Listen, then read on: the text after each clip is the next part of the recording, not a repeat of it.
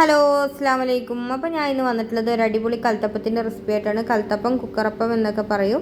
അപ്പോൾ നമുക്ക് വീഡിയോയിലേക്ക് കിടക്കാം. ആദ്യം തന്നെ ഒരു കപ്പ് പച്ചരിയാണ് ഞാൻ ഇവിടെ എടുത്തിട്ടുള്ളത്. 250 ml ആണ് കപ്പിൻ്റെ അളവ്.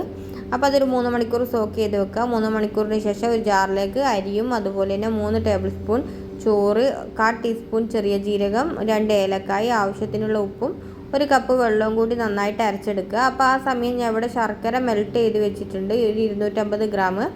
അത് ചൂടോടെ തന്നെ ഇതിലേക്ക് ഒഴിച്ചു കൊടുക്കുക. അപ്പോൾ ഒഴിക്കുന്ന സമയത്ത് കൈ വിടാതെ ഇളക്കി കൊടുത്തുകൊണ്ടിരിക്കണം. ശർക്കര ചൂട് പോകാൻ വേണ്ടി വെക്കരുത്, ചൂടോടെ ഒഴിക്കണം, അപ്പോഴേ പെർഫെക്റ്റായിട്ട് വരുള്ളൂ. അപ്പോൾ അതിന് ശേഷം ഒരു കുക്കറിലേക്ക് ആവശ്യത്തിനുള്ള നെയ്യും അതുപോലെ തന്നെ തേങ്ങാക്കൊത്തിട്ടൊന്ന് നന്നായി വറുത്തെടുക്കുക. അതൊന്ന് കോരി മാറ്റി വെച്ചതിന് ശേഷം ചെറിയ ഉള്ളിയും കൂടി ഇട്ടിട്ട് ഒന്ന് മൂപ്പിച്ചെടുക്കുക. അപ്പോൾ അതും കുറച്ചൊന്ന് പകുതി ഒന്ന് കോരി വെക്കുക. അതിനുശേഷം തേങ്ങാക്കൊത്ത് കുറച്ച് അതിലിട്ടിട്ട് നമ്മുടെ ബാറ്റർ ഒഴിച്ചു കൊടുക്കുക.